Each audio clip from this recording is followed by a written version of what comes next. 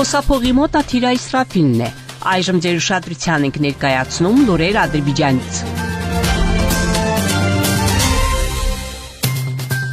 Ադրբեջանի արտաքին գործերի նախարար Ջեհուն Բայրամովը Մեծ Բրիտանիայի, Եվրոպայի, Հյուսիսային Ամերիկայի եւ արտասահմանյան տարածքների հարցերով պետական նախարար Սթիվեն Դոութին տեղեկացրել է Բաքվի եւ Երևանի միջև խաղաղության գործընթացի մասին։ Գերատեսչությունների ղեկավարները հեռախոսազրույց են ունեցել, որի ընթացքում քննարկվել են երկկողմ եւ համաշխարհային օրակարգի արդիական հարցեր, այդ թվում համագործակցության զարգացումը, տարածաշրջանային եւ միջազգային անվտանգությունը։ Բայրամովը իր զրուցակցին տեղեկացրել է Հարավային Կովկասի տարածաշրջանում հետհակամարտական շրջանում առկա իրավիճակի եւ իրողությունների, ինչպես նաեւ Ադրբեջանի ազատագրված տարածքներում շարունակվող ականապատման սպառնալիքի մասին։ Ջեհուն Բայրամովը խոսել է նաև Բաքվի եւ Երևանի միջև խաղաղության բանակցություններում արձանագրված առաջընթացի եւ այս գործընթացի հաջող ավարտի հիմնական խոչընդոտների, Ադրբեջանի նկատմամբ տարածքային պահանջների մասին, Հայաստանի սահմանադրությունում եւ այլ օրենսդրական ակտերում։ Իրանի Իսլամական Հանրապետության նախագահ Մասուդ Փեզիշքյանը կիսվել է Բաքու կատարած այցի տպավորություններով եւ շնորհակալություն հայտնել Իլհամ Ալիևին։ Իրանի ղեկավարը այս մասին գրել է X սոցիալական ցանցի էջում։ Երեկ Բաքվում մենք համաձայնությունների հասանք եւ փաստաթղթեր ստորագրեցինք իմ սիրելի եղբոր Ադրբեջանի Հանրապետության նախագահ Իլհամ Ալիևի հետ։ Այս ուղևորությունը նախերգանք է վստահության ամրապնդման եւ նոր հորիզոններ բացելու համար, համապարփակ գիտական, տնտեսական, մշակութային եւ պաշտպանական համագործակցության համար։ Ցանկանում եմ շնորհակալություն հայտնել պարոն Իլհամ Ալիևին հյուրընկալության համար, գրել է Փեզիշքյանը։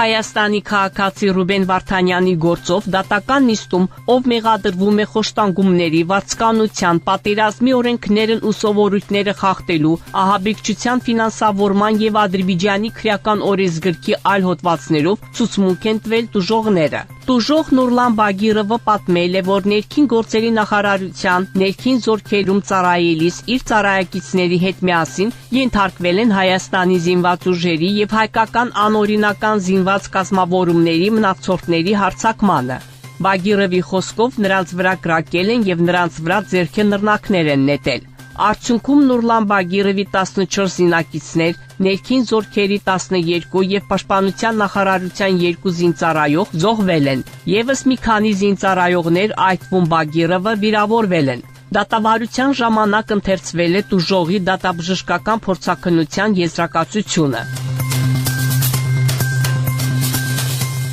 Ապրիլի 29-ին Ադրբեջանի քաղաքական կուսակցությունների ներկայացուցիչները, քաղաքագետները, ինտերնետային հեռուստաալիքների ղեկավարները, թերթերի խմբագիրներն ու լրագրողները այցելել են Լաչին։ Լաչին այցը կազմակերպվել է Ադրբեջանի նախագահի աշխատակազմի կողմից։ Այցելությունն անցկացվում է քաղաքական ոլորտում հարաբերություններում ժողովրդավարական սկզբունքների եւ թափանցիկության ամրապնդման պետական քաղաքականության շրջանակներում։ Սա քաղաքական կուսակցությունների ներկայացուցիչների արդեն 6-րդ համատեղ այցն է Ադրբեջանի ազատագրված տարածքներ։ Նախկինում նման ուղևորություններ կազմակերպվել են Աղդամ, Շուշա, Զանգիլան, Ասկերան, Խոջալու եւ Խանքենդի։ Ուղևորության ընթացքում մասնակիցները ծանոթացել են Լաչինում վերականգնման աշխատանքներին եւ նորաբաց ձեռնարկությունների գործունեությանը։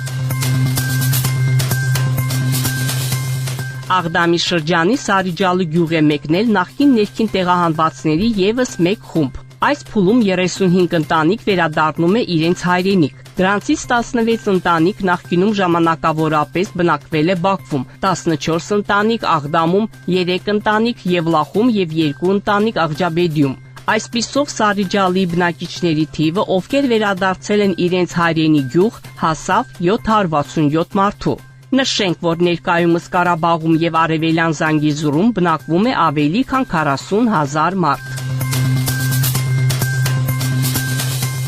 Պետք է ամեն ինչ անել, որ Հարավային Կովկասը լինի հզոր տարածաշրջան, Հայաստանի Հանրապետության վարչապետի հետ հանդիպմանն ասել է Վրաստանի նախագահը։ Նիկոլ Փաշինյանի հետ զրույցում Կավելաշվիլին ողջունել է, որ Հայաստանի եւ Ադրբեջանի միջև խաղաղության համաձայնագիրը համաձայնեցվել է, հույս հայտնելով, որ շուտով այն կստորագրվի ու տարածաշրջանում կլինի կայուն խաղաղություն ու կայունություն։ Նրանք քննարկել են տարածաշրջանում տեղի ունեցող գործընթացները, ընդգծել խաղաղության համաձայնագրի ստորագրման կարևորությունը՝ ի նպաստ տարածաշրջանում երկարատև խաղաղության ապահովման։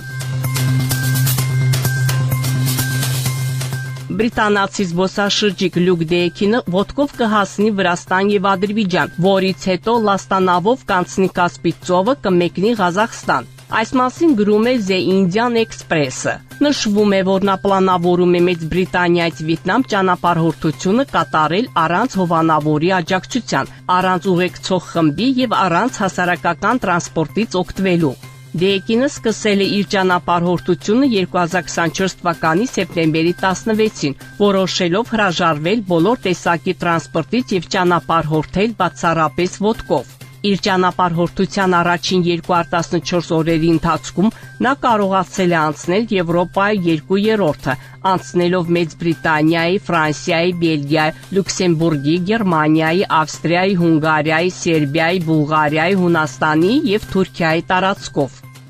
Դուք Բաքվից լսեցիք Ադրբեջանի ձայնը միջազգային ռադիոկայանի հայկական ծառայության վերջին լուրերը։ Մեր ունկնդիրներին հիշեցնում ենք, որ դուք հնարավորություն ունեք ձեր հարցերն ու առաջարկություններն ուղարկել մեր էլեկտրոնային փոստարկղ azradio@mail.ru։ Մեկ անգամ եւս կրկնում ենք մեր հասցեն azradio@mail.ru։ Սպասում ենք ձեր նամակների։